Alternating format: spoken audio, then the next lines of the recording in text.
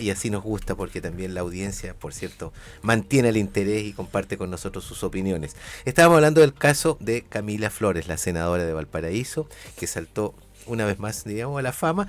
Estaba el tema, había estado en el verano o había en los últimos meses, ella también había tenido temas personales. Se habla de que esto podría, este caso donde aparecen, ¿no es cierto?, las cuotas de dinero en efectivo que ella pide a sus personas que contraten su oficina parlamentaria, tendrían que ver incluso con una venganza de su ex marido. Está eso, pero también de fondo está el tema grave, el tema de cuánto la clase política hoy día está haciendo, cuánto se preocupa y realmente tiene con la mano en el corazón capacidad o condiciones para cambiar el derrotero que tiene que ver con la administración de los dineros públicos, sobre todo en la gestión de la política a partir del Parlamento.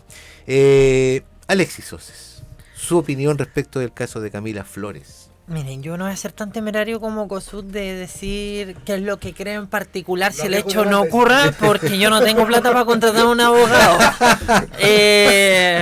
Pero yo soy a plantear, Camila Flores es una de las personas que se ha opuesto al levantamiento del secreto bancario.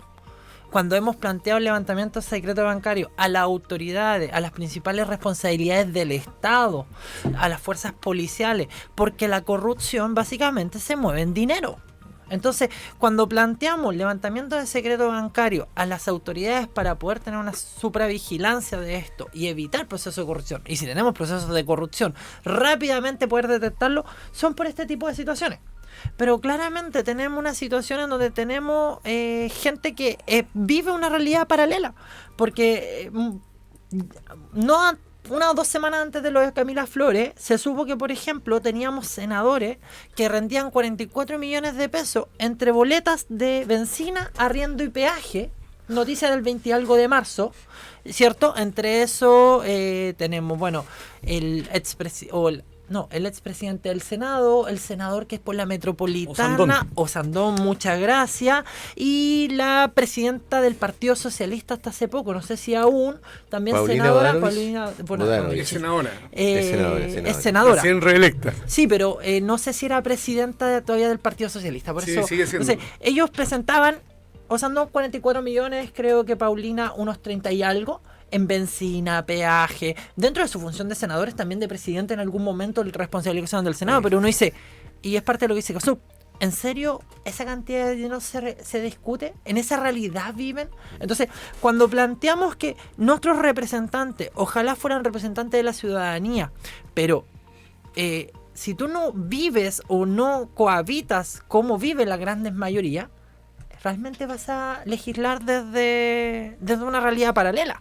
Entonces, yo ahí sigo planteando, nosotros no deberíamos tener 2 cámaras, nosotros deberíamos ser un sistema unicameral, porque bajo mi consideración y bajo la consideración de mi estructura, eso alarga las discusiones, genera procesos de litigación, tenemos personas electas que duran 8 años en el cargo, y además también se escuchan rumores que no están en la región de Valparaíso, sino a veces un poco más cercanos, más cerca de casa, de gente que tiene este tipo de prácticas, que contrata, que pide diezmo a lo personal, y bueno, y uno se pregunta ¿para quién legislan y para quién buscan representarse? O que interceden ante algunos empresarios chinos, como la senadora de tu partido, Carol Cariola, ahí eso estuvo está haciendo una declaración también ahí.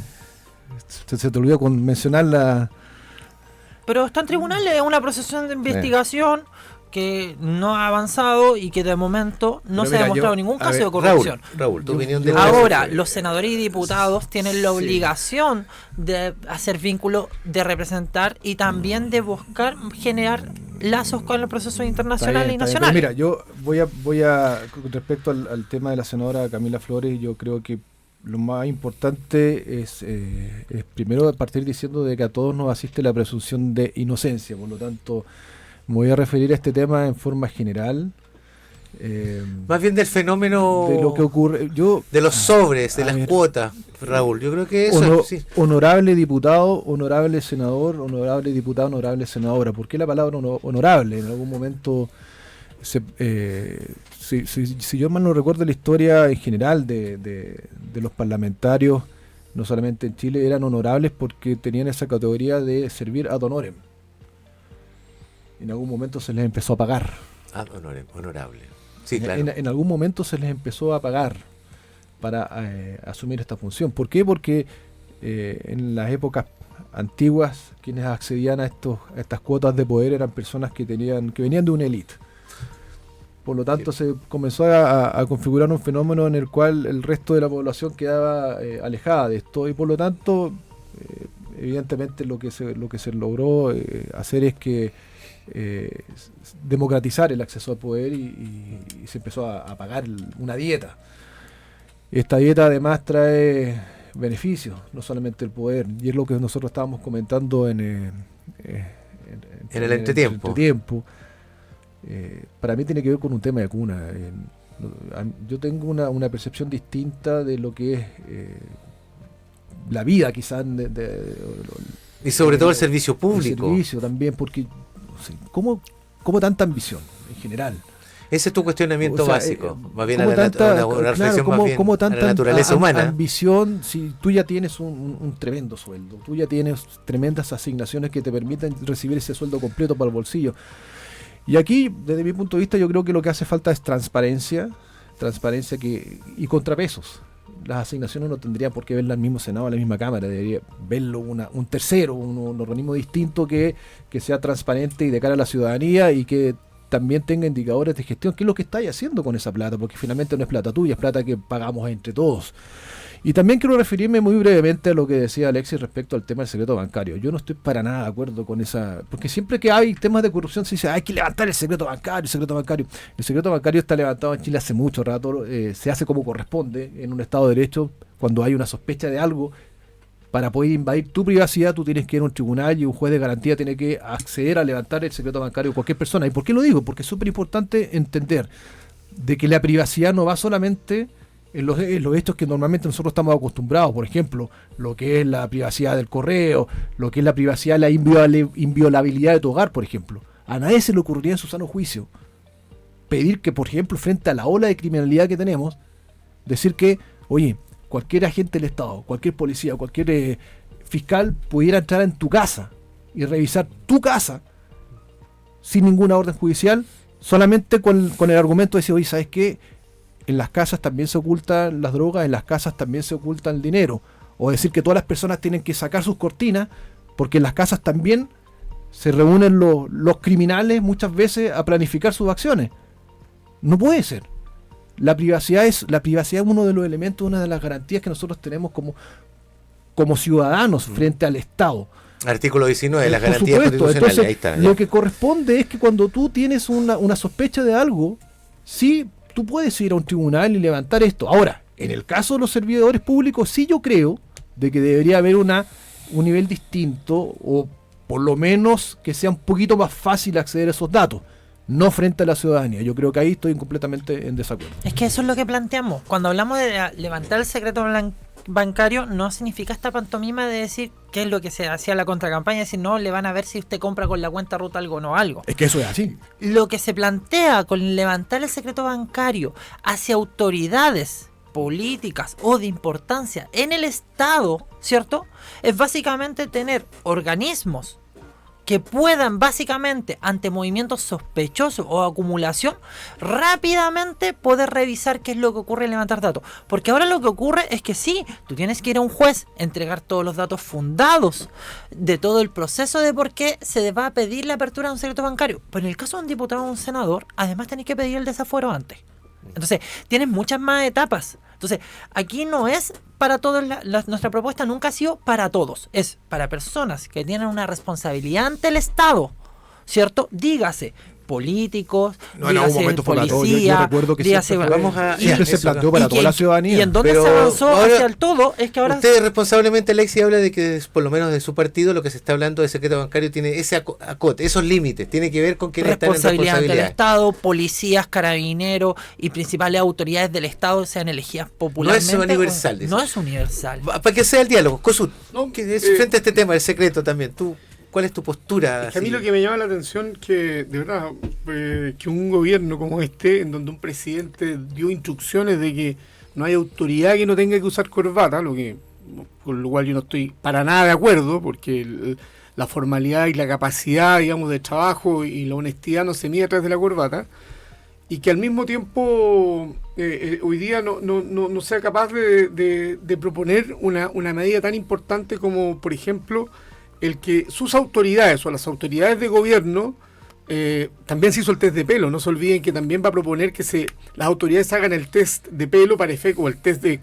sí, el test de antidrogas. Pero se cumplió el plazo ya, se cumplieron los plazos. Bueno, y solamente el presidente lo hizo. Bueno, el tema es que si se está promoviendo eso, con mayor razón debería promoverse de que cualquier autoridad que llegue a hacerse cargo en el gobierno, cualquier autoridad que asuma un cargo de responsabilidad tan importante como esa, evidentemente tiene que estar abierto a mostrar su verdadero patrimonio. Mira, si digámoslo claramente, echa la ley, echa la trampa.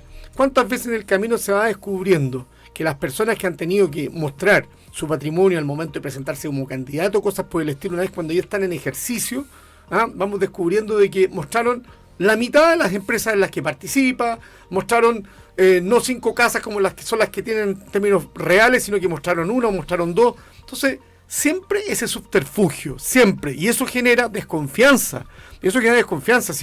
Si las autoridades, las personas que están a cargo en el gobierno, los parlamentarios y los senadores, tienen que dar el ejemplo, y tienen que dar el ejemplo además de no solamente ser servidores públicos, sino que al mismo tiempo de probidad. Y eso pasa necesariamente por a veces hacer un esfuerzo mayor. Claro, oye, si al final, mire, había una frase, hay un video que da vuelta, cuando el dictador decía, Pinochet decía: mire con lo que estoy entrando, tengo yo un documento en la notaría y seguramente voy a salir más pobre de como llegué. No hubo ningún control respecto de lo que hizo y no hizo durante 17 años de dictadura. Mire lo que vinimos a descubrir, que con nombres distintos, él tenía cuentas en Estados Unidos. O sea, si hay alguien, y solo digo esto a la senadora Flores, que se robaba la plata en carretilla, era el dictador. Y no hubo ninguna posibilidad de oponerse, ninguna posibilidad de saber. Todo esto se vino a saber después. Y no nos engañemos, no nos engrupamos. El narcotráfico, el crimen organizado avanza. ¿Y cómo avanza? Sobornando autoridades. De esa manera. Y así se va debilitando el sistema, y yo creo que es una buena oportunidad. Y solo va a terminar. Raúl, mira, si el tema del alzar el secreto bancario no es a la virulí, no es que a alguien se le ocurrió alzarlo. Obviamente en Estado de Derecho eso tiene procesos, tiene pasos que seguir.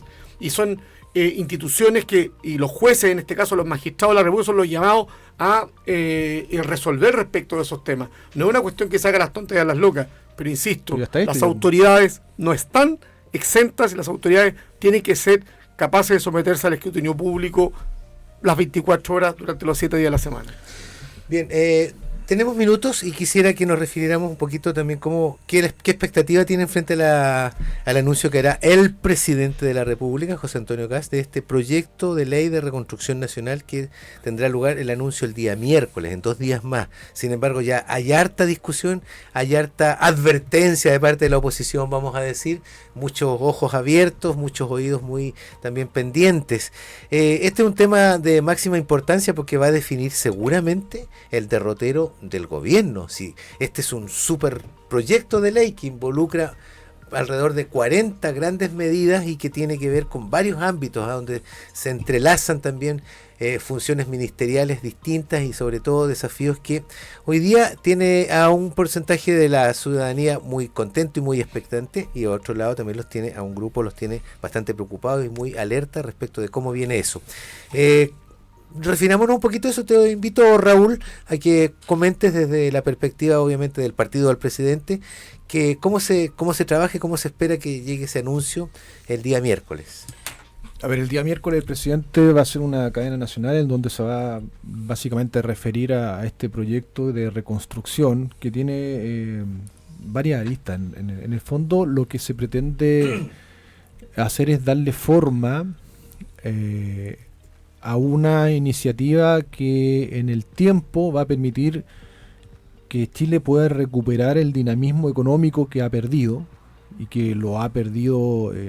Nosotros generalmente nos referimos a los últimos 4 años del gobierno del expresidente Boric, pero la verdad es que el tema económico viene de mucho más atrás.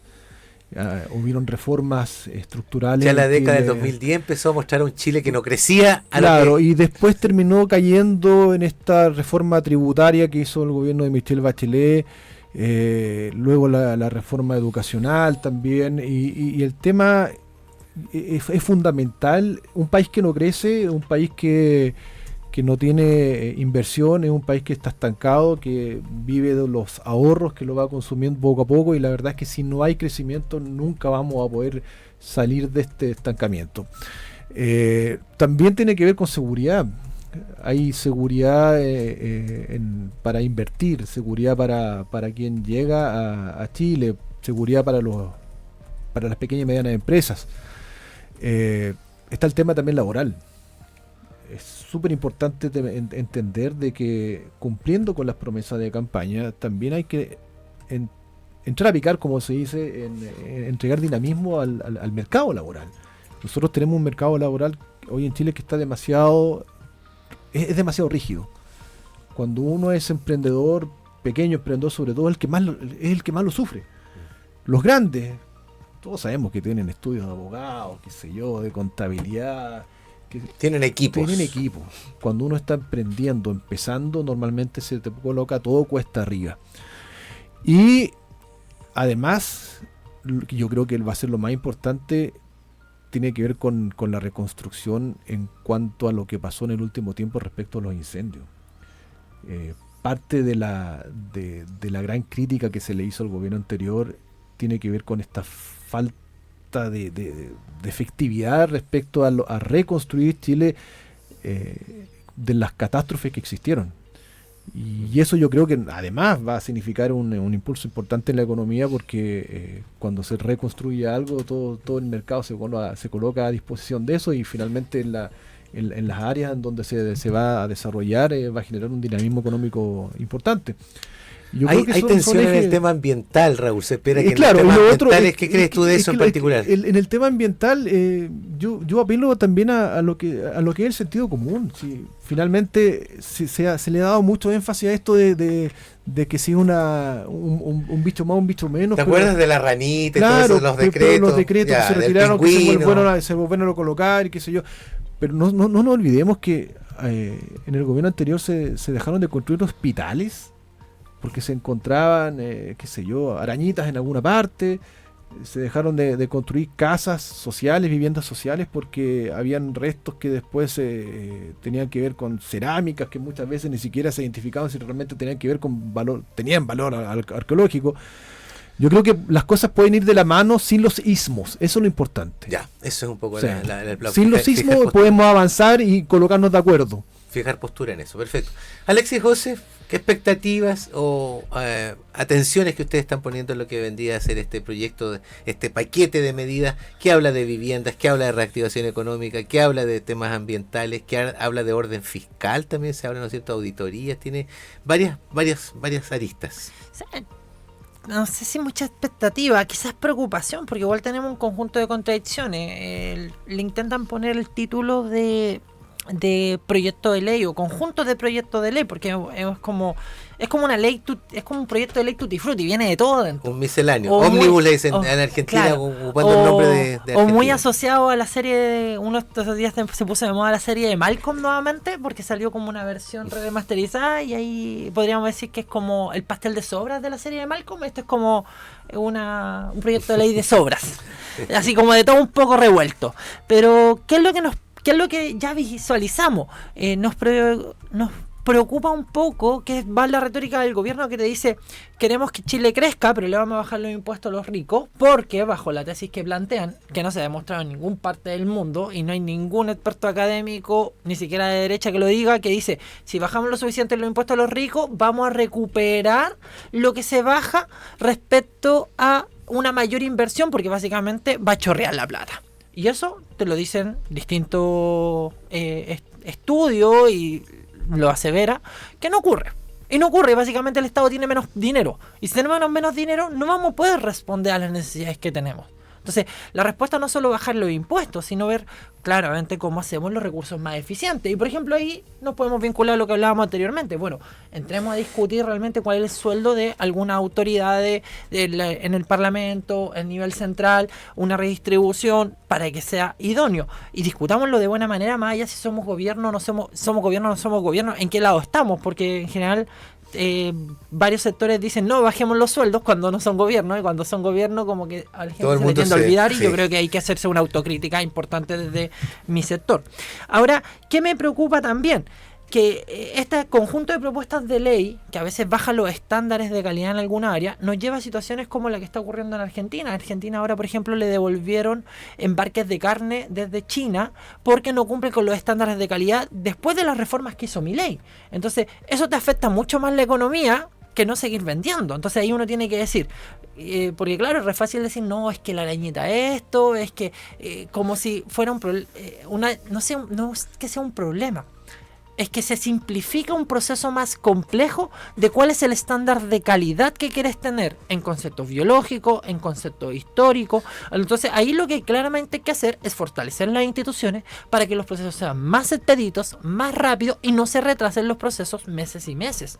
Pero no significa que tenemos que retrotraer y decir, ¿sabes que arrasemos con todo porque vamos a construir un edificio? ¿Qué me preocupa también?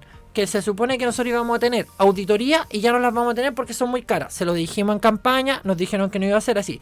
Dijeron que iban a construir una zanja. Se estiman 40 metros diarios por construido, con suerte en el mejor de los casos. Y ahora se está cuestionando si es que se va a seguir construyendo por costo y porque hay problemas operativos. Nota que salió hoy día en la mañana. Se planteó reducción del 3% del presupuesto nacional. Se retiró de salud y de educación. O sea, de seguridad se retrajeron. En salud lo están cuestionando, están bajando el 1 y punto y tanto. Qué bueno que lo están bajando. Los colegios profesionales ya lo dijeron. Si se afecta la salud del presupuesto, eso cuesta vidas. Y así seguimos con, básicamente, grandes usted más bien está titulares. con preocupaciones frente a eso. Porque decimos grandes titulares que no llegan a Gracias. nada y básicamente el show mediático, pero después se tienen que estar retrotrayendo. Con sus breves, una expectativa Sí, no, frente a ver, al yo miércoles. solo, a ver, Ya. como queda poco rato No, para dale, poder vamos. explayarse, Pero usted cierra. solo decirte... Usted pone la rúbrica. No, sí, solo decir que este es un gobierno que ha sido de mucha improvisación y eso a mí me preocupa, porque esto de que los vamos a sorprender, hasta el momento no ha pasado nada. Y me parece a mí que lo que hemos visto, la puesta en escena que hemos visto con algunos ministerios y con los ministros al frente, más bien han sido de una improvisación y una chapucería que yo no me lo había imaginado jamás. Ahora, en materia económica y en lo que se refiere a reactivación, decir que estamos hablando cuando hablamos de reconstrucción, estamos hablando de reconstruir un país que está en ceniza, que está en el suelo. Me parece a mí que si esa es la forma en cómo este gobierno quiere enfrentar los años que se vienen a través de los distintos proyectos de ley que va a enviar al Parlamento, me parece que está partiendo mal. Me está partiendo mal porque esa es una falacia, eso no es real. Hoy día tenemos un país que está bastante bien paradito, con las complicaciones y con los problemas que tienen los países, evidentemente, y eso lo han dicho economistas de todos los sectores. Han dicho que efectivamente no es verdad que este país esté en el suelo. Entonces, cuando se parte con eso, yo creo que ya estamos con un problema. Hay un error en lo que se refiere a la forma en cómo estamos abordando el problema. Y el problema hoy día es que la campaña se terminó. Y lo que hay que empezar a hacer ahora es empezar a gobernar. En campaña se repite hasta la saciedad lo mismo para que a la gente le quede en la retina. Hoy día lo que la gente espera es que la gestión muestre resultados. Vamos a ver qué viene. Yo creo que la próxima semana vamos a estar en condiciones de poder analizar bastante mejor esto de las medidas que el gobierno va a enviar. Vamos a tener Pero a mí lo único que me ha sorprendido durante este primer mes de gobierno es la improvisación en todos los niveles. Pregúntenle al Seremi de Energía que duró un par de días acá en la región. Bueno, ahí No, pero Seremi, esos no, casos, pero ha a habido ver, casos en sí, general, ha habido también en varias, en las todas últimas partes administraciones, todos han tenido con los bajones. Eso no es patrimonio de este gobierno. No, también, José estuvo Franco, también claro. en la otra. Tuvimos un intendente que vino a darse una vuelta a Puerto Montt en el gobierno de Michelle Bachelet y tuvo que irse de vuelta. También, Duró bueno, 24 Fue de horas. vuelta, yo conocí Oiga. a Seremi ahí que duró También, menos de no un ha sido. día. Muchas gracias, Cosud, muchas gracias, Alexis, muchas gracias, Raúl, por este espacio y por la voluntad y el entusiasmo de venir a conversar con nuestra audiencia. Nos encontramos en una semana más para seguir analizando y viendo la marcha del país. Hasta la próxima, vamos a la pausa y ya volvemos. Una pausa, ya continuamos con el primer café de Cooperativa, Red Los